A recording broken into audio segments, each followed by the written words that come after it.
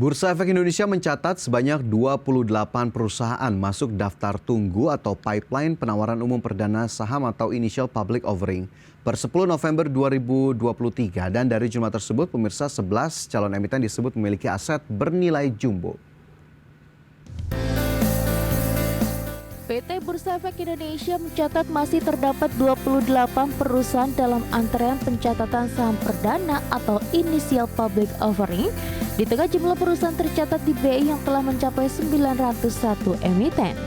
Selama tahun ini sebanyak 77 perusahaan telah mencatatkan saham perdana di BEI dengan dana dihimpun mencapai 53,84 triliun rupiah.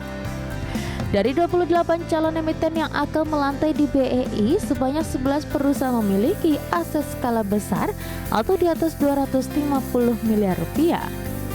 Sementara itu mayoritas atau 16 perusahaan yang masuk dalam pipeline terdaftar sebagai perusahaan berskala menengah dengan aset di rentang 50 miliar hingga 250 miliar rupiah.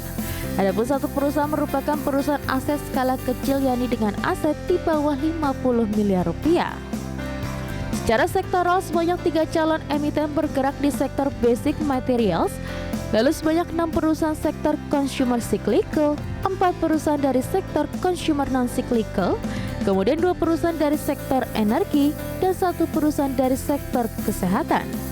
Selanjutnya terdapat 4 perusahaan yang masuk dalam pipeline berasal dari sektor industrial, 4 calon emiten dari sektor infrastruktur, 3 perusahaan selanjutnya bergerak di sektor teknologi, dan 1 perusahaan berasal dari sektor transportasi dan logistik.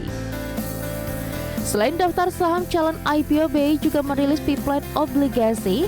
Hingga 11 November 2023, BEI mencatat sebanyak 99 emisi dari 56 penerbit efek bersifat utang dan sukuk telah diterbitkan dengan dana yang dihimpun mencapai 110,4 triliun rupiah.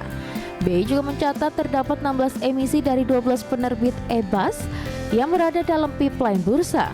Dari jumlah ini, sektor finansial menyumbang 5 perusahaan, sektor energi dan basic materials masing-masing sebanyak 2 perusahaan.